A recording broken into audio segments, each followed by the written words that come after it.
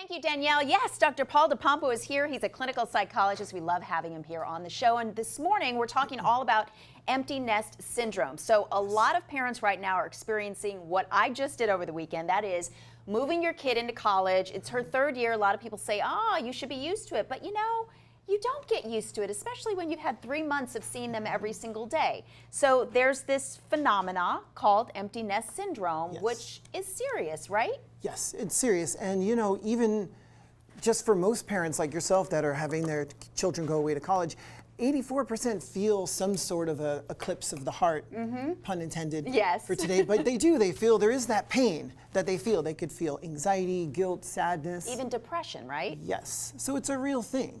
But I think we should start by not even calling it empty nest because it's so sad. Let's call it like parents of free-ranged young adults. Do you know what I mean? It's more positive. But there's many things that people could be doing, and they should do before the child leaves and during. Well, let's talk about that because you believe that this is a transition period that can actually be a wonderful thing for parents. So when you're preparing for it, first of all, what are the things that you should be doing? Definitely, first of all, you should make it clear in the family that this is a new adventure for all of us. And build the relationship, because the better you build your relationship, the better the transition will be. So for example, build it off respect. Respect knowing that this is their last year of high school or their summer home from college, and they need those connections with their friends. But also state some rules, like for example, Sunday we all go to brunch, or have some set time. So you don't have to feel like you're getting rejected all the time, because they really do want to do their life as well. Well, and see, I have often told other parents who have asked, you know, how is it when you let them go like that? And I feel like our relationship has actually gotten stronger because, like you said, you know, you're respecting their independence, and all of a sudden they become kind of a friend, you know, as they get older. So what happens then after they take off? I still have a teenager at home, so I'm not an empty nester yet, but there are a lot of people who are, you know, they're walking into their home and there's nobody there. Right. Well, it's important to set some guidelines for yourself.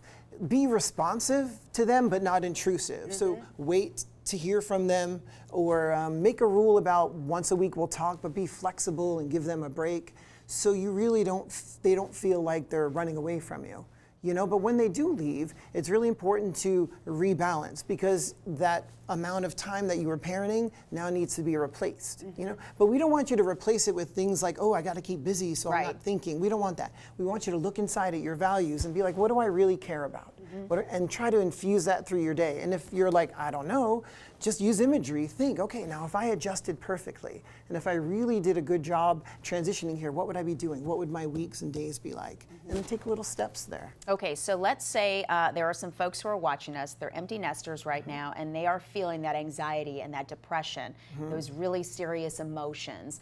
What are the things that they should be doing right now to get them through this transition period and to embrace this fuller life you're talking about? The two main things I'm thinking is, don't wait to feel like it to do it. If you're valuing education or new career steps or deepening your friendships, take little steps even if you don't feel like it. And the second most important thing would be to pair what you're missing with what you're not going to miss. For example, sure, I'm going to miss being able to see that they're safe, but I'm not going to miss my house looking like an episode of Hoarders. Do you know what I mean? So pair the good and the bad together so you can just process it as being a good thing. Because even though there's many parents that get very anxious and depressed, 90% of them are proud that their children are independent.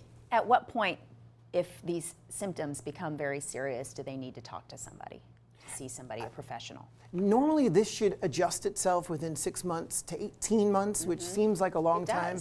Yeah, but I would say if you're really not making the most of your day and not pushing through on the things that you should be doing, I would recommend talking to someone. And even on a scale of 1 to 10, if your anxiety or your depression is hovering around a 7 or an 8, definitely get to somebody and get some help about it, because you could make changes within 2-3 weeks actually with the right help.